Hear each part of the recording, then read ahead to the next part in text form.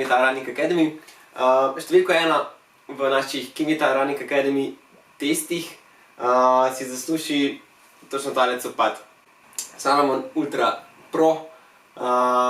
V bistvu, že odkar sem leta 2018 videl slike tega copata, to oranžno-modro kombinacijo, sem takoj rekel, da to je copat, ki ga hočem imeti, ki ga hočem testirati, ki ga hočem znucati. Zdaj ga uporabljam že več kot 1 leto in moram reči, da me ni razočaral.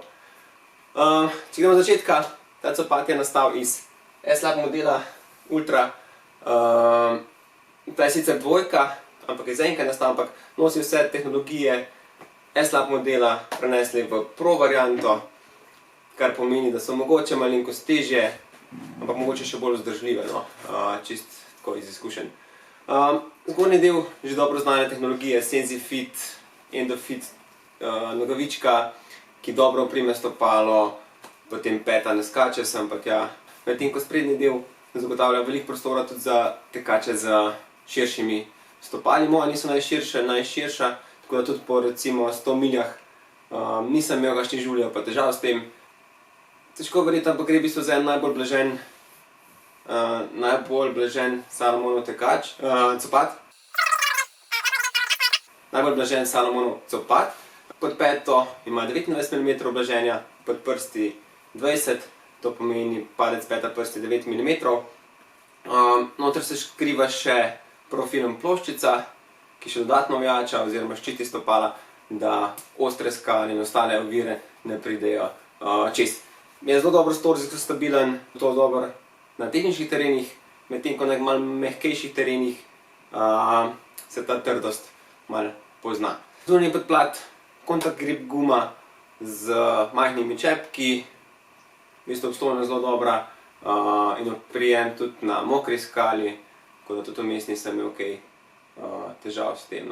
Mogoče zaradi majhnih čepkov malo slabše deluje na mehkem terenu, na blatu in tako naprej, ampak je v bistvu copat, ki je mogoče bolj namenjen tehničnim terenom, bolj skalam, tako da na blatu niti nima kaj veliko početi. Če gremo najprej s stvarmi, ki so mi všeč. Težko v bistvu rečem, pa opišem samo eno stvar, ker mi je v bistvu cel copat zelo všeč. Je ena mojih najljubših iz moje omare in točno ta ima že čez 1000 km, pa sledi obrabe praktično niso vidne. Z njim sem tekel svojo prvo 100 mil dolgo tekmo, z njim sem tekel letos z Lukatom, ko sva šla okoli Julijskih Alp, je bilo v bistvu blizu 200 km. In moram priznati, da v bistvu ta copat večkrat izberem kot pa tega, tudi za kakšne hitrejše tekme. Če moram našteti eno stvar, ki mi je všeč, je v bistvu ravno ta zgornji del, oziroma cel fitik, oziroma celo udobje. Copat je res udoben tudi po 100 km, ne dela težav, čeprav nekateri rečejo, da malce trši, ampak meni to recimo, jaz nisem tega doživel v tej smeri. Če gremo na stvari, ki mi niso všeč, moram reči, da sem se mogel kar zelo potruditi, da sem našel te stvari. Mogoče je to malce slabša izdelava te mrežice oziroma prefina izdelava te mrežice in se recimo kar dokaj hitro uniči, ampak to po eni strani niti ne predstavlja nobene težave.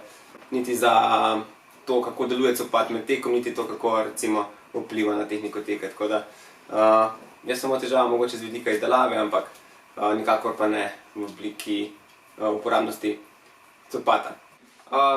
Druga stvar, ki mi ni všeč, pa lahko dela pri katerem izmed tekačev težave, je v bistvu trdota. Rekel sem, da gre za eden najmehkejših Salomonih copat. Kakšen mehkejši bi bil recimo še Sense Ride pa Sense Pro Max. Ampak tekači, če si boste ta copat zbrali za enourne teke po Tivoliju, po Rožniku, boste verjetno razočarani. Deluje trše pri takem terenu. Če tečete daljše razdalje, po zahtevnejših terenih, po bolj trdih skalah, pa iščete copat, ki vas varuje, takrat pa pač je trdota malenkost kompromis. Za katere tekme, kot sem že rekel, pa kot že samo ime pove, je v bistvu copat, ki je namenjen ultrašem, ki je namenjen težkim oziroma tehničnim terenom. Pri nas bo to recimo kakšna Vipava, kjer potrebujete sploh za tisti spust proti Ajdovščini dobro stabilnost, dobro zaščito. Recimo Kranjska gora je takšna za tiste najbolj ostre skale pri nas. In to je bilo to.